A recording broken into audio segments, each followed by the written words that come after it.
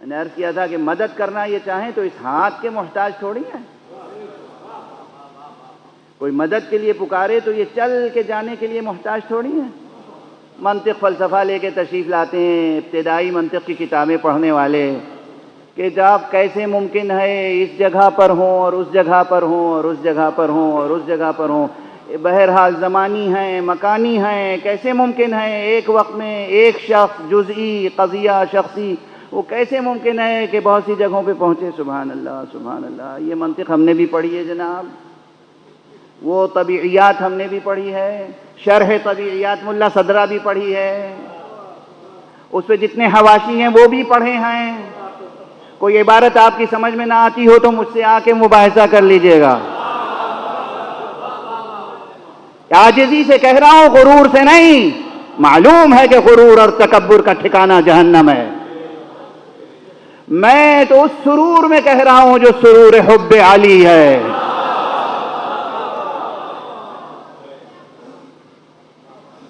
آپ مدد کے لیے پکاریں، وہ مدد کرتے ہیں. کیوں کرتے ہیں؟ اس لیے کہ اللہ نے ان کو مدد کے لیے پیدا کیا ہے.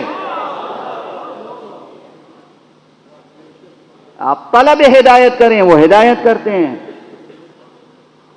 اور چونکہ وہ ذروہ کمال پر درجہ کمال پر فائز ہیں تو اگرچہ پہلے بھی یہ کیفیت تھی لیکن اس کی نمایاں کیفیت تب ہوتی ہے جب وہ شہادت پر فائز ہو جائیں، ظاہری شہادت پر.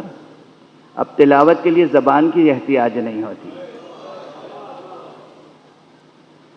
سر نو کے نیزہ پر ہے اور تلاوت کا سلسلہ جاری ہے. بس مجلس تمام ہوئی. پروردگار ان شہداء کو جو شہدائے راہ عزائے حسینی ہیں بلند سے بلندتر درجہ کرامت فرمائے.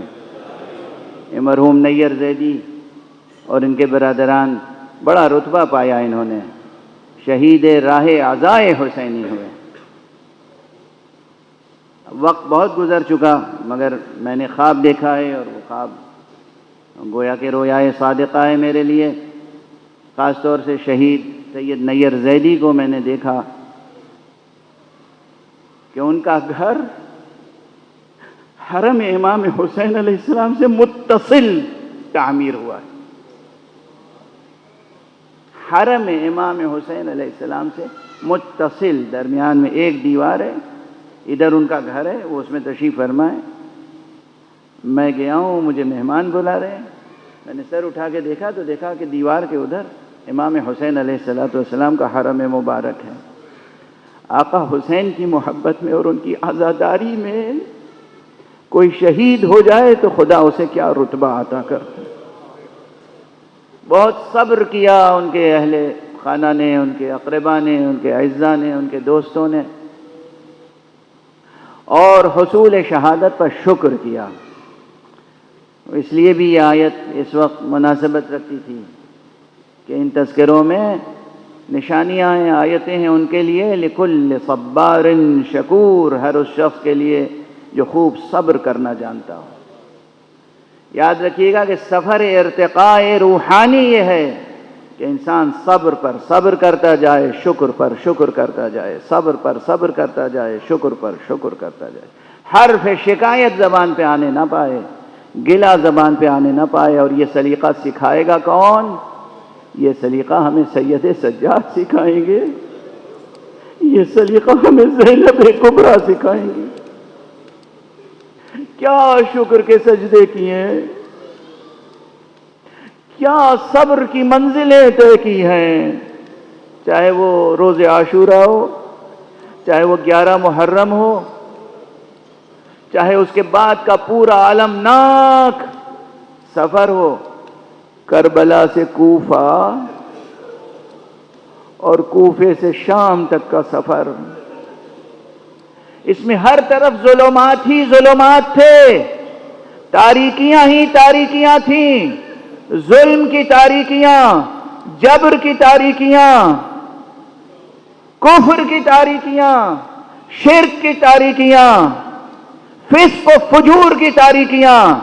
اس میں اگر نور تھا تو بس سید سجاد کے سجدوں کا نور تھا، جناب زینب کبریٰ کی نمازوں کا نور تھا، توجہ تو فرمائیں کہ بی بی زینب وہ ہیں جن کے لیے موجود ہے کہ شام غریبہ بھی بی بی کی نماز شب قضا نہیں ہوئی.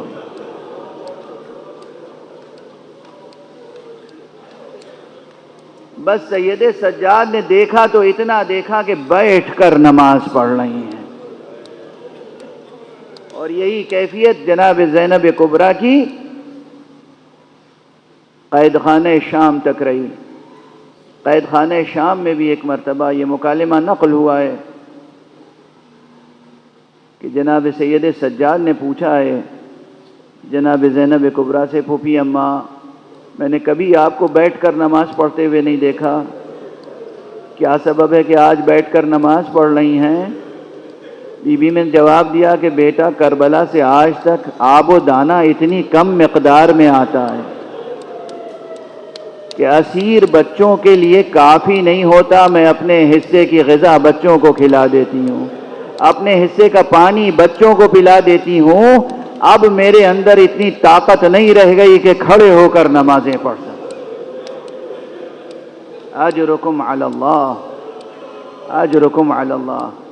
یہ صبر پر صبر کرنے والے، یہ شکر پر شکر کرنے والے، یہ اللہ کے وہ منتخب بندے تھے کہ جنہوں نے عملاً دکھایا ہے کہ کس طریقے سے ظلمتوں سے نکل کے نور تک پہنچا جاتا ہے، نور مطلق تک. وہ خود نوری تھے، نورانی تھے، بلند ترین مرتبہ وجود پر فائز تھے، مگر ہمارے اور آپ کے لیے یہ زحمتیں اٹھا رہے تھے کہ کس طریقے سے اپنے نفس پر ضبط کیا جاتا ہے، اختیار قائم کیا جاتا ہے، اپنے نفس پر اختیار حق کو کس طرح محکم و مستحکم کیا جاتا ہے. کتنے مصائب کے واقعات ہیں. مورخین نے کہاں لکھے؟ مورخین کو کیا غرض تھی؟ مورخین ان کے وفادار کب تھے؟ ہم جب واقعات بیان کرتے ہیں تو لوگ سوال کرتے ہیں کہ فلاں کتاب میں نہیں ہے، اور فلاں کتاب میں نہیں ہے، فلاں کتاب میں نہیں ہے. ان مصنفین کو اہل بیت سے نسبت کیا تھی؟ یہ ہمارے خاندان کے مصائب ہیں، آلام ہیں، واقعات ہیں جو ہم تک سینہ بسینہ دہن بدہن پہنچے ہیں. کس طریقے سے جناب بی بی زینب نے کتنے مقامات پر جناب سید سجاد کو ظاہری طور پہ سہارا دیا ہے. آپ سب مسلسل سن رہے ہیں، بس تذکر اور تذکرہ اس لیے ہوتا ہے، دہرائی جاتی ہیں باتیں تاکہ معال مجلس حاصل ہو جائے. ان آنسوؤں سے ہمارے اور آپ کے نفس کا تزکیہ ہو اور ظلمتوں کو شکست دے کر نور کی طرف سفر جاری رکھا جا سکے. پہلی منزل تو وہی ہے کہ جہاں خیمے جل رہے تھے اور جناب سید سجاد خود اپنے قدموں سے ان جلتے ہوئے خیموں سے بھڑکتے ہوئے شعلوں سے باہر نہیں آ سکتے تھے. ایک مرتبہ جناب زینب کبریٰ داخل ہوئی ہیں بھڑکتے ہوئے شعلوں میں اور اپنی پشت مبارک پر لے کر باہر آئیں. یہ پہلا مرحلہ تھا. دوسرا مرحلہ وہ تھا کہ جب قتل گاہ سے گزارا جا رہا تھا.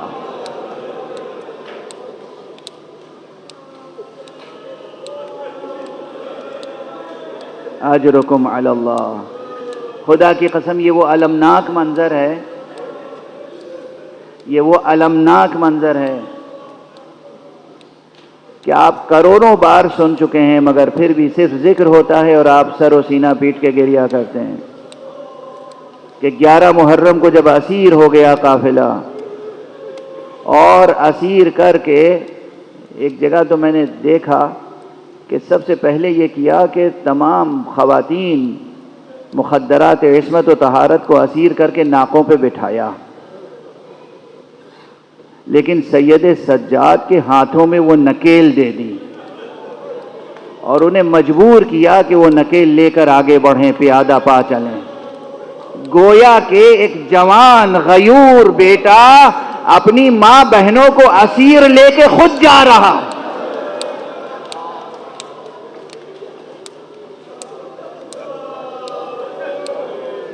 اور اسی سے میں بس اس وقت ایک آخری بات، دشمنوں کو یہ معلوم تھا، یہ اندازہ تھا کہ آقا حسین اپنی ایک بچی سے بہت محبت کرتے ہیں. ایک 4 سال کی بچی ہے جو آقا کے بابا کے سر سینے پہ سوتی ہے. چلتے چلتے آقا نے وصیت کی ہے اپنی زینب بہن سے کہ بہن اس بچی کا خیال رکھنا. یہ بچی تنہا نہیں ہے، اس کے ساتھ اس کی ماں موجود ہے، پھر بھی دشمنوں نے اس بچی کو ماں کی پھوپھی کی گود سے چھین کر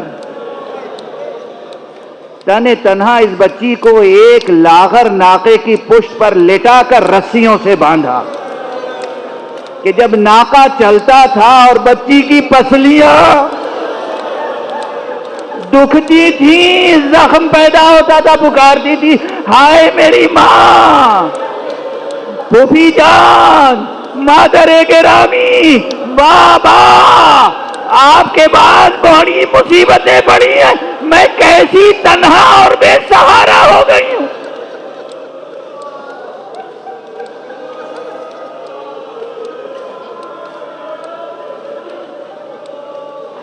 انا للہ و انا الیہ راجعون، رضا بقضائہ و تسلیما لامرہ۔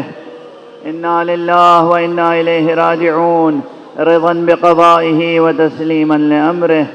انا للہ و انا الیہ راجعون، رضا بقضائہ و تسلیما لامرہ۔ پروردگار ہمیں علوم قرآن اور معارف اہل بیت سے آشنا فرما۔ پروردگار ہماری ملت، ہماری امت میں وہ ثبات قدم عطا فرما کہ ہم دنیا کی مصیبتوں کو اپنے قدموں سے پامال کر کے صبر اور شکر کا حق ادا کر سکیں۔ پروردگار معبود ہمارے سینوں میں ہمیشہ چراغ توحید روشن رہے۔ پروردگار ہمارے ہاتھوں میں ہمیشہ دامان ختم نبوت رہے۔ پروردگار ہمارے قدم ہمیشہ صراط مستقیم ولایت پر گامزن رہیں۔ پروردگار ہمارے سروں پر علماء اعلام کا سایہ برقرار رہے، مراجع عظام کا سایہ برقرار رہے۔ پروردگار ہمارے سروں پر رہبر معظم اسلامی کا سایہ برقرار رہے۔ پروردگار معبود ولی حق، ولی مطلق، ولی آخر حضرت امام حجت کو اذن ظہور عطا فرما تاکہ ہم ان کے ہاتھوں سے تیری رحمت اور رافت و عدالت کی شان دیکھ سکیں۔ ایک مرتبہ پھر سورہ حم، 3 مرتبہ سورہ اخلاص کی تلاوت فرما کر مرحومین سید نیر زیدی، سید ناصر زیدی، سید باقر زیدی اور تمام شہدائے راہ خدا کی روحوں کو ایصال فرمائیں۔